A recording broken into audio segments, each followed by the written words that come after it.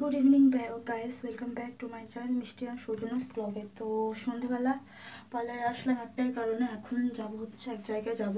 তো কোথায় যাব সেটা হচ্ছে পরেই দেখতে পাবে। তো যাওয়ার জন্য একটু রেডি হতে হবে চটপট। তো 2 ভরি বুক আছে, আর আমার রুমে তো রেডি হওয়া যাবে না, সেটা ভালো করেই জানো। তো এখানেই মানে এখন রেডি হওয়াতে একটু সুবিধা হলো, এখানেই রেডি হতে পারবো। তো আগে রেডি হয়ে নেই আর পরে আসি। আর আজকের ব্লগটা এখান থেকে স্টার্ট করলাম, কোনো ইচ্ছে ছিল না ব্লগ স্টার্ট করার। তো যাক, কিছু একটা তো পেলাম, ব্লগটা তো স্টার্ট করা যাবে গেল। তো এই শাড়িটা পরবো, এই শাড়িটা পরেই রেডি হয়ে দেখাচ্ছি। তো যাক, রেডি হতে হতে আর একটা কথা তোমাদের পরিষ্কার করে জানিয়ে দেই। কেন বললাম বলো তো 2 ঘরে বুক? কারণ প্রথম মায়ের যে ঘর আছে ওখানে মা হচ্ছে সৌকে নিয়ে একটু শুয়েছিল, তো আমাকে বললো তুমি রেডি হয়ে নাও। আর মানে আমি বেশিরভাগ টাইমে ভাইয়ের ঘরে রেডি হতাম, মানে আমার দেওরের ঘরে। তো দেওরও ওখানে বসে রেস্ট নিচ্ছে। তো আমার মানে অন্য সময় যখন রেডি হতাম না, ওকে ডেকে দিতাম। তো যাক, কথা বলতে বলতে আমার রেডি হওয়া শেষ।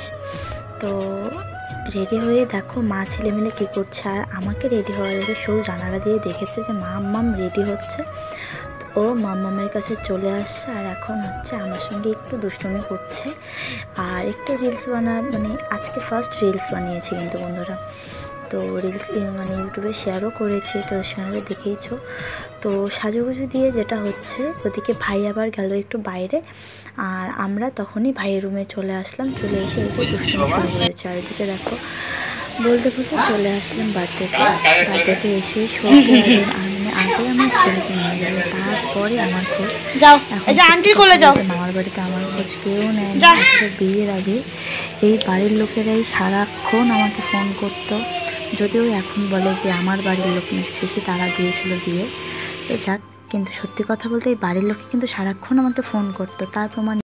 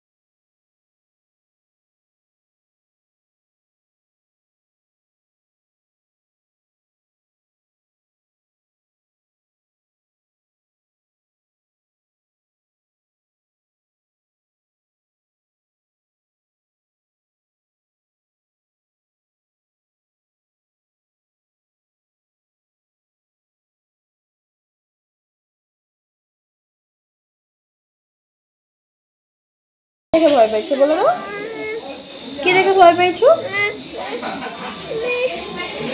তো ও হচ্ছে যে ইস্যুগুলো যে ফাটায় একটা কীরকম একটা সাউন্ড হয় বোমার মতন, ওটা দেখে ভয় পেয়ে গেছে আর ঘুমও পেয়ে গেছে আই থিঙ্ক।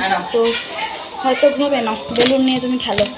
দেখো বেলুন বেলুন ইয়ে দেখে দাও, এই দেখো বেলুন পেয়ে প্রচুর খুশি।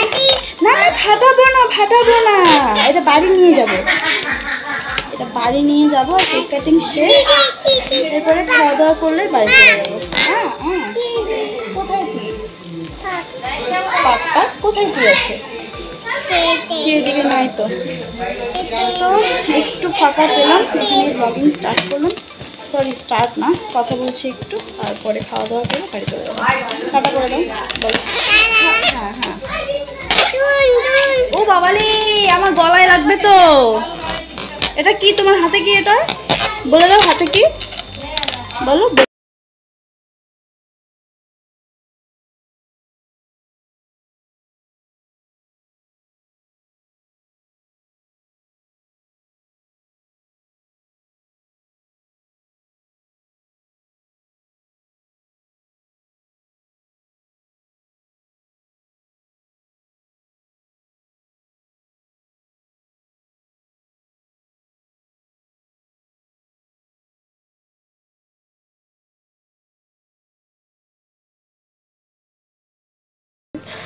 আর তারপরে হচ্ছে